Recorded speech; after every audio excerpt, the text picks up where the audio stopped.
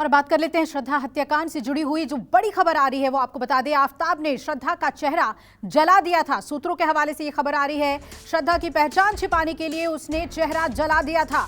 सूत्र बता रहे हैं कि पहचान को छिपाने के लिए आफताब ने चेहरा जलाया और चेहरा जलाने की जानकारी उसने इंटरनेट से ली। रिसर्च किया कि कैसे ये किया जा सकता है और उसके बाद उसने श्रद्धा का चेहरा जला दिया था। सूत्रों के हवाले से ये बड़ी खबर सामने आ रही है। आफताब से जो पूछताछ लगातार चल रही है उससे ये खुलासा हुआ है, क्योंकि पुलिस आपको बता दें कि लगातार श्रद्धा के सिर को ढूंढने की कोशिश कर रही थी, जो सबसे क्रूशियल माना जा रहा है इस मामले में। विमल कौशिक मेरे सहयोगी जुड़ रहे हैं। विमल, सूत्र बता रहे हैं कि चेहरा जलाने के लिए उसने इंटरनेट से जानकारी ली और क्या बातें खुलासे में सामने आ रही है?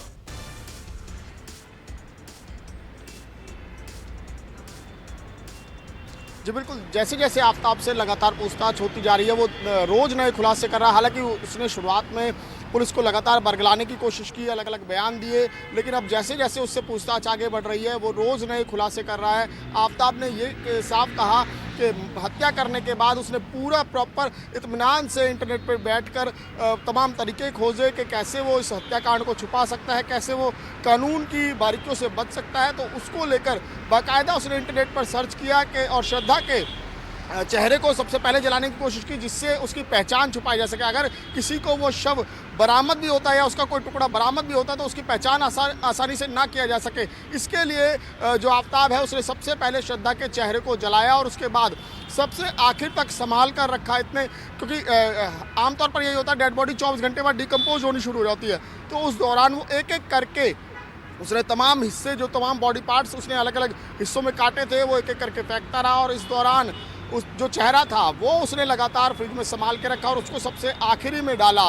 लेकिन तब तक वो ये यकीन कर चुका था कि अब इसकी पहचान होना नामुमकिन है, इसे आसानी से पहचाना नहीं जा सकता। और पुलिस के सामने भी इसी को लेकर कई दिक्कतें हैं। पुलिस डीएनए की मैचिंग के लिए तो कर रही है, लेकिन डीएनए तो तब होगा जब प्रॉपर बॉडी पार्ट्स मिल पाएंगे। फिलहाल पुलिस को 10 से 12 जो पार्ट्स हैं वो रिकवर हुए हैं, लेकिन अभी भी ये माफ कीजिएगा, ये बात कंफर्म डीएनए रिपोर्ट से ही हो पाएगी कि ये श्रद्धा के या किसी और के। इसके अलावा अगर बात करें तो आज एक बार फिर से पुलिस आफताब को कोर्ट में पेश करके एक बार फिर रिमांड मांगेगी। और जी विमल, बताते रहें।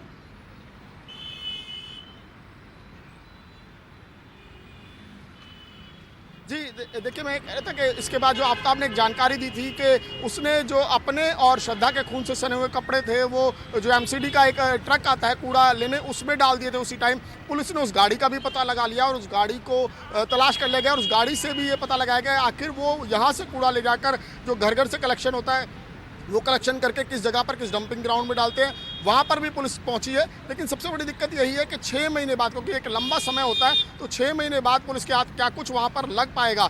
ये पूरी की पूरी योजना आफताब ने शायद, क्योंकि आज भी जब पुलिस उससे पूछताछ करती है तो वो इतने इत्मीनान से बैठा होता है, उसे कोई शिकन कोई शिकवा नहीं है, वो इत्मीनान से है कि उसे ये शायद ये लग रहा है कि जो कानून है वो उसका कुछ नहीं बिगाड़ पाएगा। उसने इतने फुल प्रूफ तरीके से काम किया है, लेकिन पुलिस जो है उसके बयानों के अलावा और भी दूसरी चीज़ें खंगाल रही है। उसके बयान की तस्दीक करने के लिए तो सबूत तलाश ही रही है, लेकिन अपने लेवल पर भी कई टीमें, जिसमें दक्षिणी जिला पुलिस के अलावा जो इफ्सो यूनिट है दिल्ली पुलिस की, वो भी काम कर रही है, क्राइम ब्रांच की जो टीम है वो भी काम कर रही है। तो कई यूनिट एक साथ इस पूरे मामले की जाँच में लगी हुई है। जी, श्रद्धा हत्याकांड से जुड़ी हुई कई अहम बातें हमें बता रहे हैं विमल। लेकिन अब ये भी समझना जरूरी हो गया है कि जब ये अलग अलग थ्योरीज रख रहा है, अलग अलग बातें जांच में कह रहा है, बरगलाने की कोशिश कर रहा है, तो कैसे पुलिस जो है वो सही तथ्य तक पहुंचेगी? और शायद यही वजह है कि नार्को टेस्ट की बात कही जा रही है।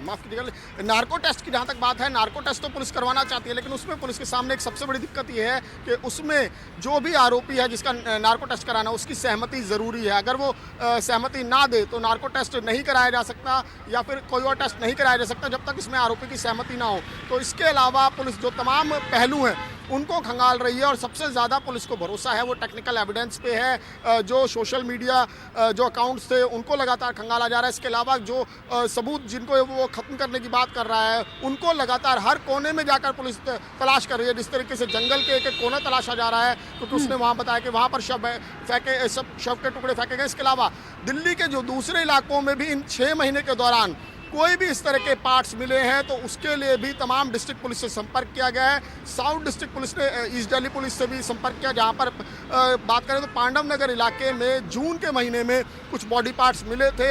उनकी जांच भी एफएसएल में अभी पेंडिंग है और उसके बारे में भी अभी तक पहचान नहीं हो पाई है। तो साउथ दिल्ली पुलिस और ईस्ट डिस्ट्रिक्ट पुलिस उस मामले को लेकर भी आपस में संपर्क में है कि शायद वहीं से कोई क्लू मिल जाए, क्योंकि वहाँ पर भी बॉडी पार्ट्स मिले हैं और वहाँ पर एक स्कल भी मिला था। उसके बारे में भी अभी जो पुलिस है और वो डीएनए का मिलान कराएगी। जो पार्ट्स यहाँ पर जंगल में मिले और जो पार्ट्स वहाँ पर मिले तो उनका डीएनए का मिलान कराएगी। बिल्कुल, डीएनए भी काफी कुछ दारोमदार है। और दूसरी तरफ चुनौती बनी हुई है इस हत्याकांड की पूरी इंटरोगेशन दिल्ली पुलिस के लिए। शुक्रिया आपका पूरी जानकारी हमें देने के लिए। नमस्कार, मैं हूं मानक गुप्ता। अगर आपको हमारा ये वीडियो पसंद आया हो तो इसे लाइक और शेयर जरूर करें और हाँ, हमें सब्सक्राइब और फॉलो करना ना भूलें ताकि आप देश और दुनिया की कोई खबर मिस ना करें। तो जुड़े रहिए हमारे साथ और देखते रहिए न्यूज़ 24।